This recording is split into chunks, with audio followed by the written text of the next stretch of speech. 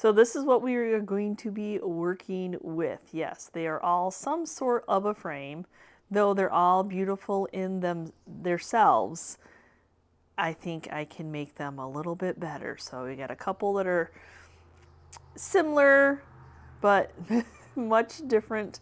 One is one that I actually had and put a wreath in one time, and then it didn't sell. And then I used the wreath for something else, and then I just tried to sell the frame and it didn't sell.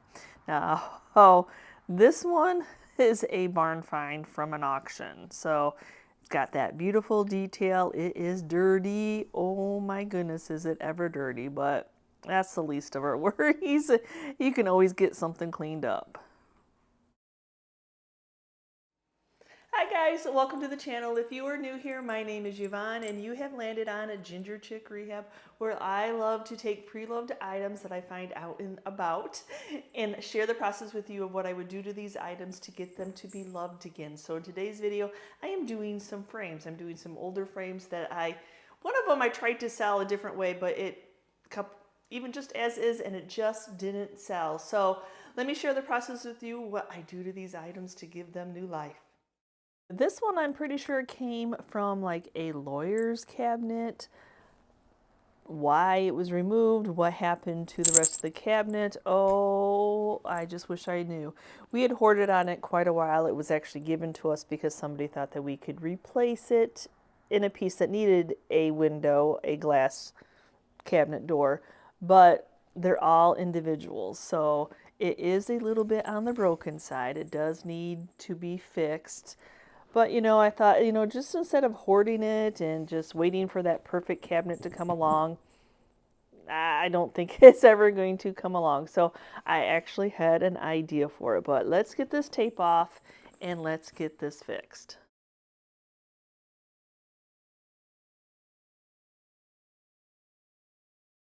Looks like it has probably been dropped. Maybe the tape was trying to hold it together. But I'm going to go ahead and use some Titebond quick and thick glue, try to get it really into those two cracks on both sides. Then once I get the glue in there, I will just take a couple clamps and I will clamp them nice and tight and then set it off the side and let glue do what glue does and glue the two pieces together so they are fixed.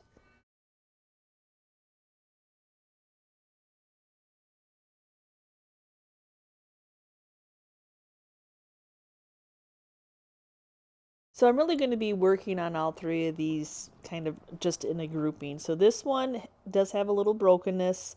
You can see that that inner part is loose, but first things first. Yeah, let's get these, what used to be that hanging system. I'm not going to be using those, so I'll go ahead and get them removed. And then it is pretty gross, so I'm going to go ahead and take some Dawn dish soap, some hot water, probably a little bit of scraping tool. There's some gunk on it. Like I said, this was a barn find, so who knows what was in the barn and how long it had been sitting in the barn. But I did see that beautiful detail of it all that I'm like, I think I can save this piece.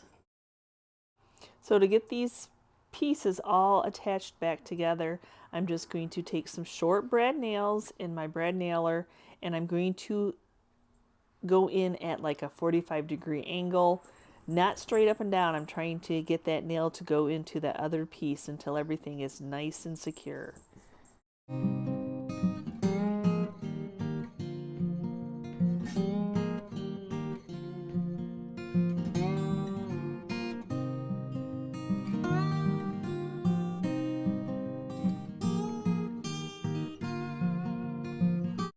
Then once I have it secure, I can go ahead and flip it over and clean the front of it where that beautiful detailing is.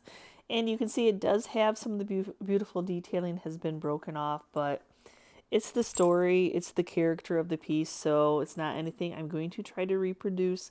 I'm just going to let it be what it be, that perfectly imperfect. Whew, now we are all cleaned up, and yeah, you can see the brokenness, and that is okay. I'm going to go ahead, let it dry, and then I'm going to seal it in with some shellac just to seal in where it's going to be really dry. I want my paint to take evenly. I'm hoping to get a crackle finish at the end. So I think shellac as a primer for these pieces, because it's a clear coat, so you'll still see that beautiful wood and that darkness and lightness from underneath. Even though I didn't have to do much to this frame, I'm just spraying it on the frame to give something for my paint to grab onto, to bond.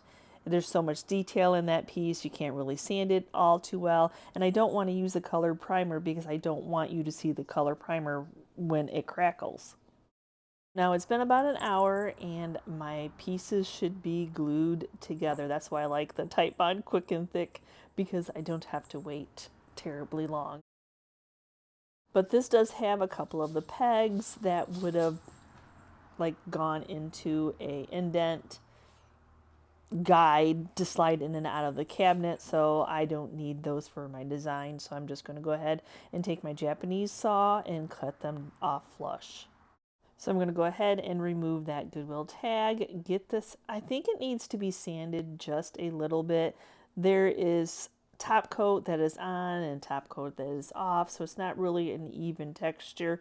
So I just want to make sure that what I'm going to do, the piece is going to take well. So I'm going to go ahead and sand that.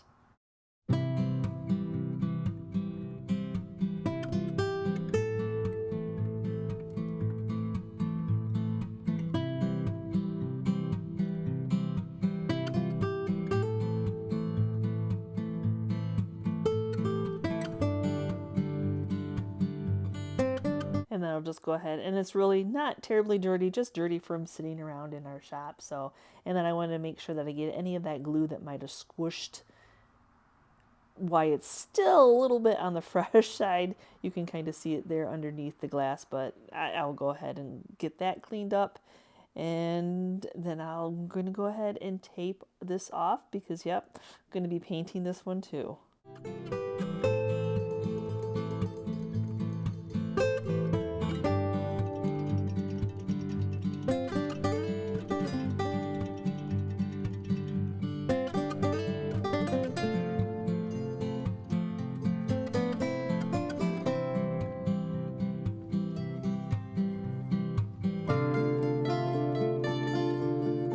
And this one's going to get a couple coats of shellac also to even out its porosity and help my paint adhere well to the piece and seal in that dryness from where I sanded it.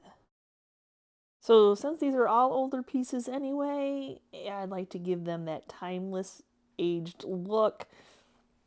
Whatever trend you want to call it, farmhouse, chippy, primitive chippy, cottagecore chippy, but I'm hoping for some chippiness.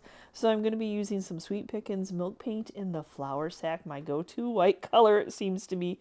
And I'm making up a generous amount because I know they are dark and they're going to take a couple, if not 3 coats to be able to cover them. So it's equal parts powder to equal parts water, and then you mix the two together for about 2 minutes, and then you let it sit off to the side and thicken up.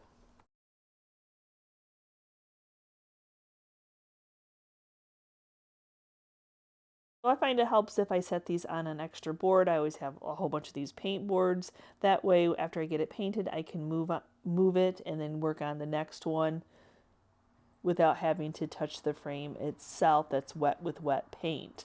So, yep, we're just going to paint them on, a nice generous amount. You kind of have to do like a dabbing motion into all that detailed area, but that's the fun of these beautiful frames, is that detailed area just gets me all the time that I can't pass them up.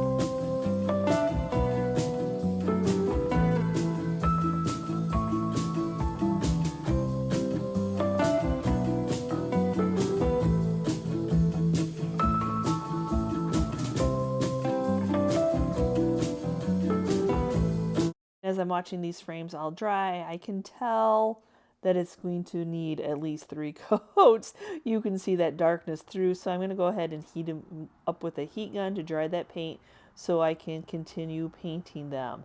I could just let them sit off the side and dry, but that would take a little bit longer. Being able to do it with blow dryer, heat gun, whatever you have. Fan will work also, just something to help dry the paint. It's always such a teaser when you get that dried like that and it already starts to do that crackling, and you just hope by the time you put your second coat on that it's going to continue on doing the crackling when it dries. Oh, I so hope so.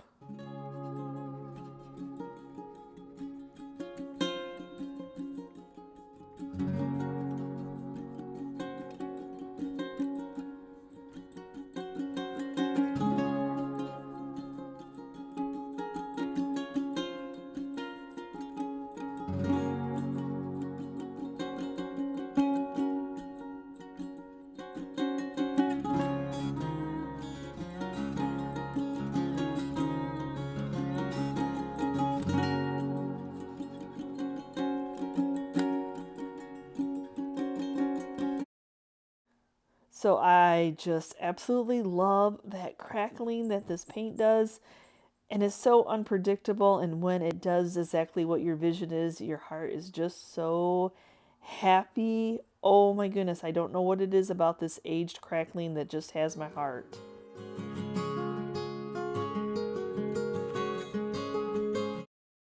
Did apply 3 coats of paint. On the third one, I did not use the heat gun. I just let it do what it's going to do, be what it's going to be. And then after it finally dried, I just had a fan going in my shop. Luckily, it was like 50 degrees the day I was doing these. It was beautiful out. But I'm going to go ahead and seal it in with a coat of Weather Defense Clear Coat Spray.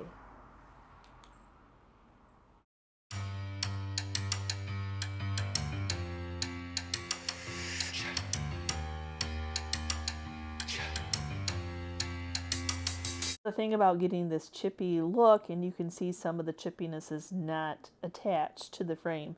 I don't have to worry about sanding or anything like that because I'm going to go in with some of the Fusion's aging wax. I love this color, dirt, aging, soot. It's like a black, brown. I just absolutely love it. But all I'm going to do is go ahead and take a brush and I'm just going to like get it on there. The brush is going to like break apart anything that is not attached. That's really what's going to give it that true aged look. And then this aging wax is going to go into all that little crackled area.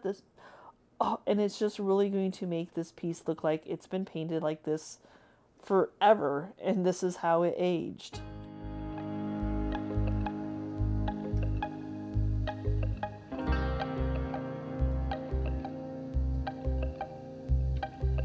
Now after I get all the aging wax on, I'm just going to take a little bit of the Homestead Clear Wax and I'm going to, it's like a wax on, wax off. Now, if I would not have sealed my white paint in before doing the aging wax, it would probably have turned the paint more of a cream color. So if you're doing this and you're trying to get like a aged white look, you want to seal that paint in first. Or if you're looking for a cream look, you can just put it over unsealed paint, and that's the look that you'd get.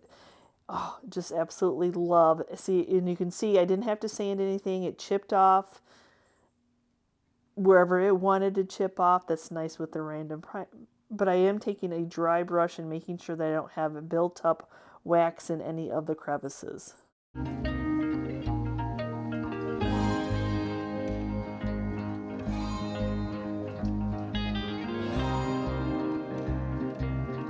Oh, and like this is the barn find one with the brokenness, all the details, but you don't even notice that now at all. You painted it white, we're aging it, it's chippy here, or it's going to be chippy here and there once I get this wax on. There was no reason to go in and try to fix that by any means or sand the other part off, because it's just character. It's just that perfectly imperfect, just making these unwanted pieces just be wanted again. And there's just something about chippy white paint that sells really well.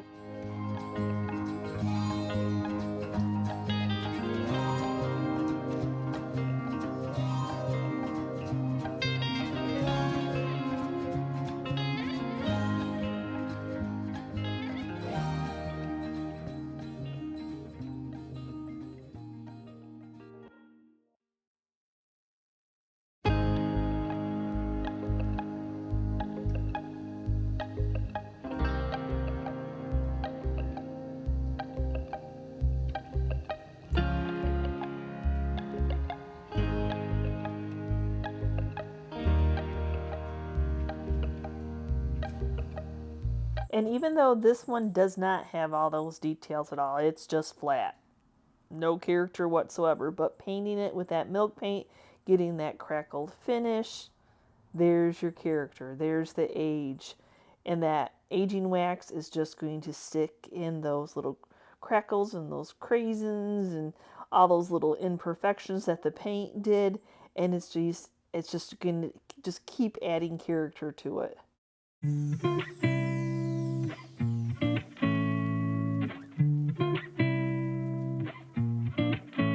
I have the frames done, I'm sure you're wondering what I'm going to be putting in the frames. So I just recently placed an order with Piglets Closet and got some new decoupage paper. Look at that Rooster, though sadly it doesn't fit. but I knew that going into this project. Yeah, sometimes you can find something that fits and sometimes you can't. So we're just going to make it. So I really wanted to use a canvas because they're that thick a frame, but there was no canvases that size. So I bought a canvas board with the hopes that I can cut the canvas board down to the size that I need for that frame.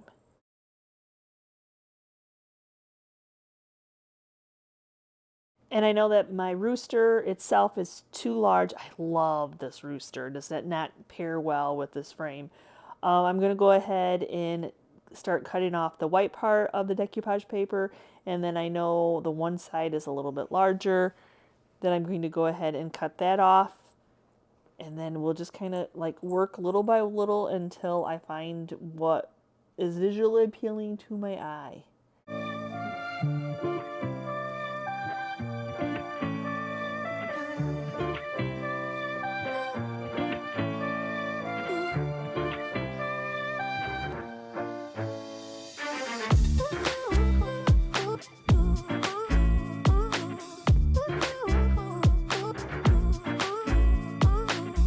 And I also need to cut my board. I know that it's not necessarily going to like fit into the oh yeah.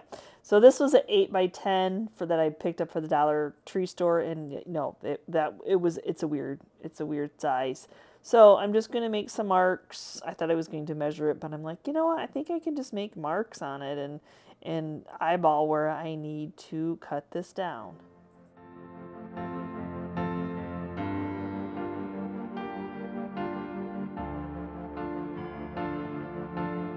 Since I made marks on both sides of the canvas, I'm just going to take a ruler and just line up the ruler from one mark to the other and take an X-Acto knife and do, a few swipes of the X-Acto knife, trying to keep it nice and straight.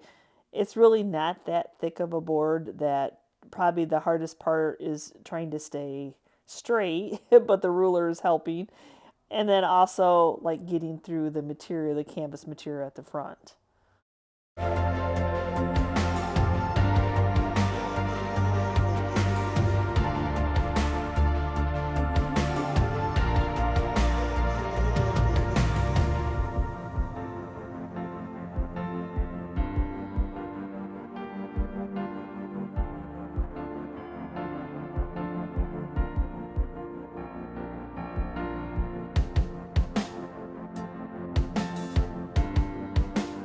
So yes, I got it to fit first time. Well, that's always surprising that I didn't have to go back and make another cut. So I'm good with that. And as you see, there's a lot of that canvas showing. That's okay, because we can paint that and blend that in to go with the rooster itself. But I still think the rooster is a little too big, so I'm going to cut it down a little bit more.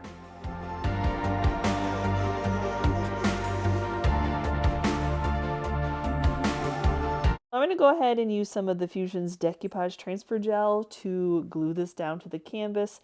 As you see, this decoupage paper has a little bit of that flecks of fabric in it. I don't think that is here or there. It's just, you just need something to adhere it to the canvas.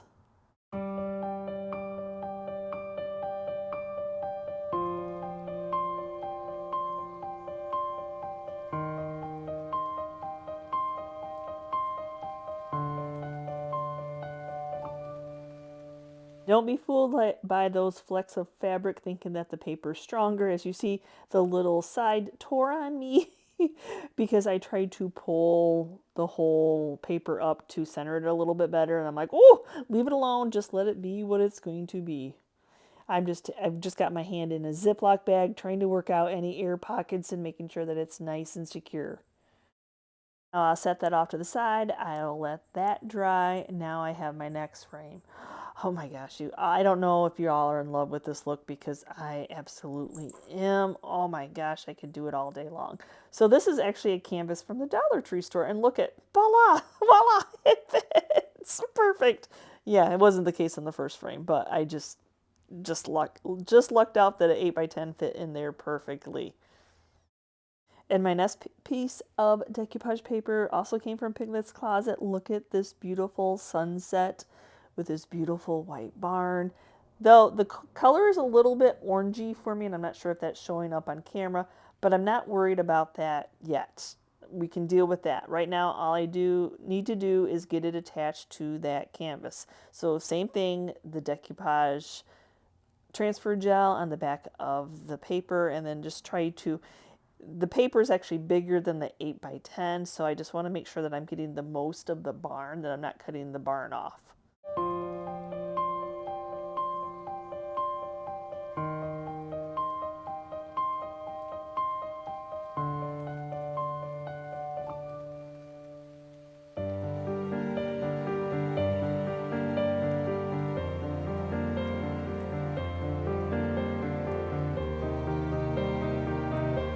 So now I need to sit that one off to the side. I have a little bit of cleanup to do with this frame. I'm going to go ahead and remove the tape, get any of the buildup of the paint. Because I hit it with a heat gun, I kind of melted the masking tape, rolls it up a little bit.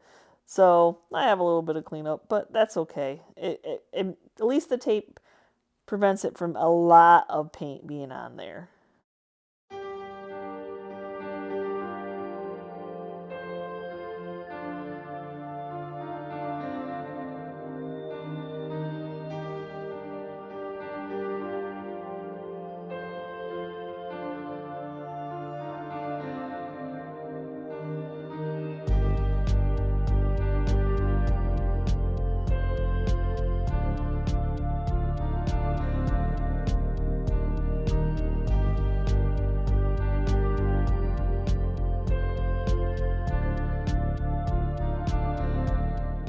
So now I need to make sure that my glass in my backside of my frame is good and clean, because the paper that I'm going to be adding to this actually came from Zazzle. Oh, and I love this paper. Even you can get this paper in many different forms, but I recently had ordered it for another project back the end of last year, and I accidentally ordered wrapping paper. I thought it was decoupage paper. I guess I didn't really, I would not wrap something in. So it's thicker. It's like wrapping paper, like high-end wrapping paper thick. I can't imagine wrapping in. Anyway, the birds on the wire, the bird on the branch. Oh, love this. And when I ran across this when I was getting something out of my barn the other day, I'm like, I have a piece of that paper left. I've got that frame would be perfect for it. Oh, there's just something about this print that people love. It sells really well, and I'm glad that I had a long window for them to be peeping out of. So I'm choosing to off-center it a little bit because there's just like one bird at the end that's cut off. I want to keep as many of the birds as I possibly can. And I don't want to cut their heads off. I don't mind doing a little bit of the tails because it's not, would I like it to have been a little bit bigger? Yeah, of course I would have. But so the easiest way for me to do this is to keep seeing my image from the front and then just fold those paper over and then tape them down so that way when I can flip it over and tape it from the other side. I'm not using any glue. I'm not gluing this to the window. I don't see any reason because this paper is so thick. I don't have any fancy tape, but I'm going to be covering up the back anyway. So I'm just going to use my 2-inch masking tape to tape it down. So I'll do the two sides and then I'll need to cut off like that top and bottom piece to be able to tape those down one at a time. So just trying to make sure that it's, like I said, this paper's, it's thick gift wrap is what it's what it's called. But I think it's going to be beautiful.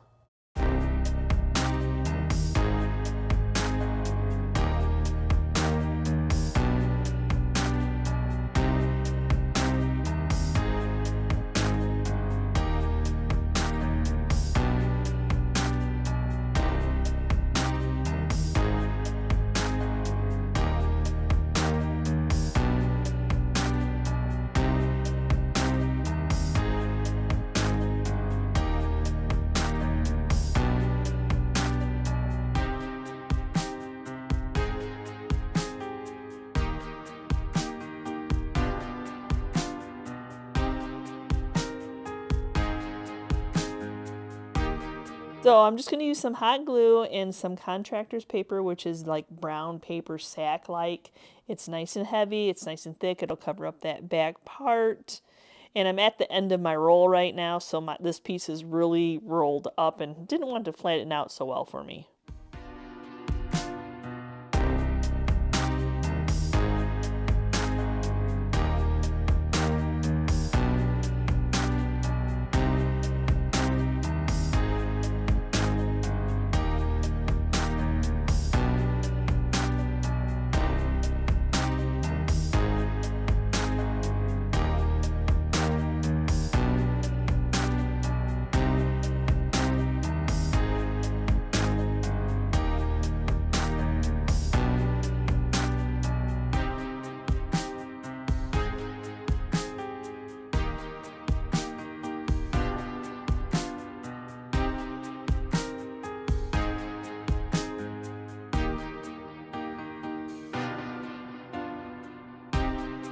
With the sharp edge of the frame and some 80 grit sandpaper, it's really easy just to sand off and make that nice crisp edge on the side of this frame. And to finish this up, it's not super heavy, so I'm just going to do a picture hanging hook on the back of this, just trying to find center. And if anything could ever just be center, it always has to be like an 1/8 or 1/4 off, but yeah, I'm just going to go ahead and attach this so it's ready to hang.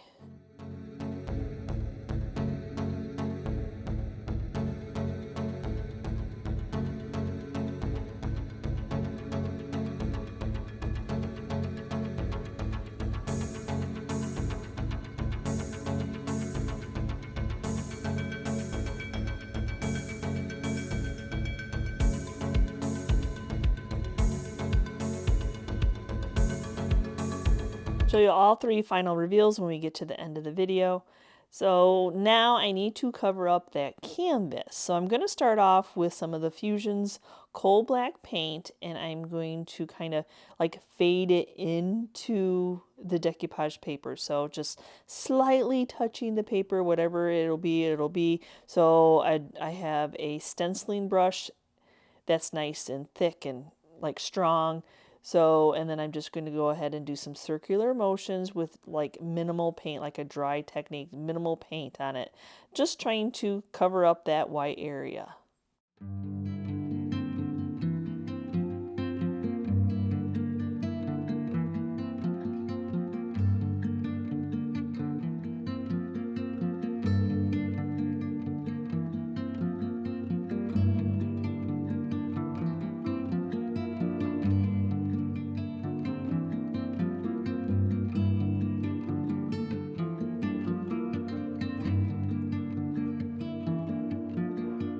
black is just my base color. That's just giving it some depth, some darkness. I'm going to go in with some antiquing wax. I don't want to use brown paint because brown paint's just going to kind of just lay on top of the black. I want to fade this in. I'm trying to match the shading areas of what the Rooster is. So same thing, stencil brush, swirling technique, minimal product on my brush. And I think the antiquing wax is a closer match with that black underneath there to blend it together.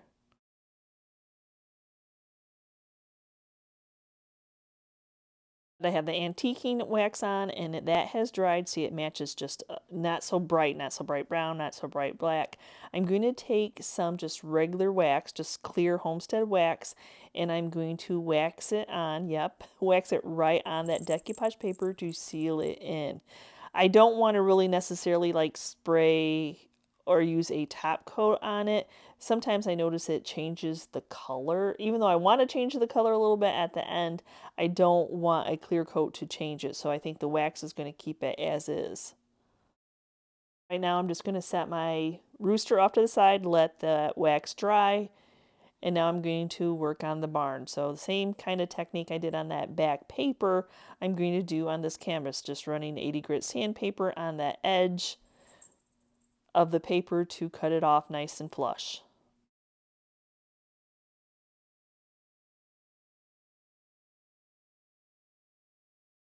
So I went ahead and I did natural wax on this one also, but after the wax is dried, I want to go ahead and clear coat this in. I'm just using some weather defense to seal both the barn in and the Rooster. And then after that is dry, I know there's so much I'm doing to these just to get the finished look. I want to add some more age to the picture itself, so I'm just going to take some of Fusion's aging wax. That's why I needed to seal that in not only with wax, but also seal it in with a clear coat, because I didn't necessarily want it to change the paper as just adding age to the paper per se. If that makes sense, I hope it does to y'all. Why the method to my madness? I know there's people that believe that you can't top coat once you've waxed, but I've never had any problem either or, like waxing then top coat then waxing. It just, as long as I let it dry in between, it's always been just fine. So see how it's just taking that bright orange of that paper down just a notch and giving it a little bit more age, because I need to age the paper to match what the age of the frames are.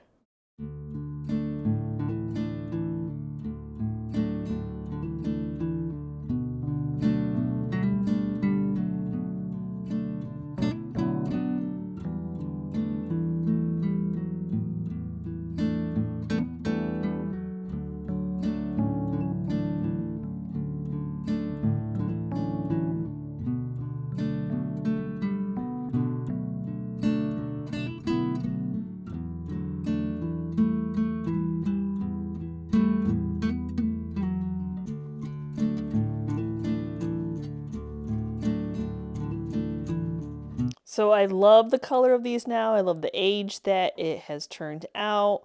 Sometimes you just have to layer product on top of product to get that final look, that vision that's in your head.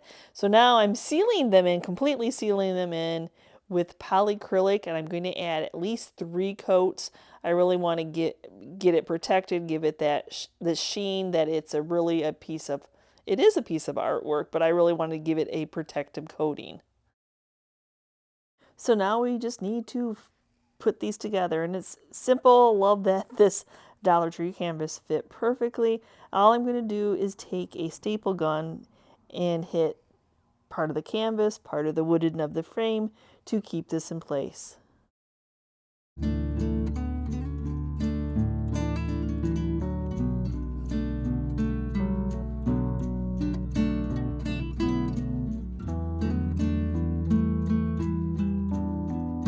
It already has a hanger system from the first time I tried to sell it, the first 2 times I tried to sell this. So I'm just going to do the same thing. I'll just go like a shorter space underneath the hanging system. I could take it off and put the paper on underneath, but you know, really I just want to cover up that canvas.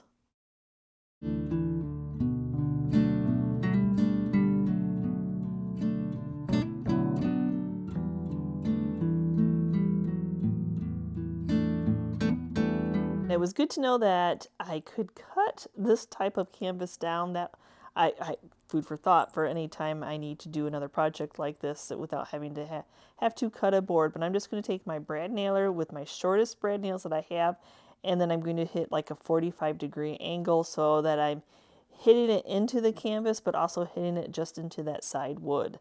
Then I'll cover the entire back of this with some of that more of that paper and put a hanging system, and we are good to go.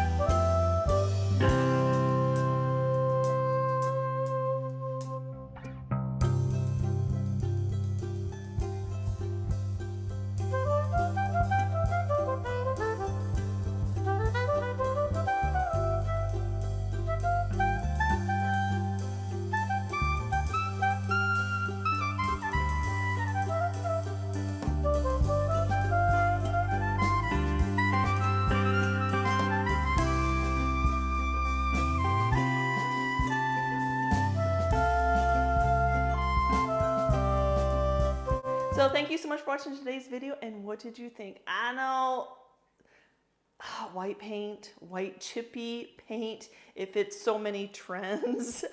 Oh my gosh, I know. I need to try that extra bond and see what extra bond does, but I don't mind not knowing what's going to chip, what's going to crackle, what's going to chip off. I really think it gives it that authentic look.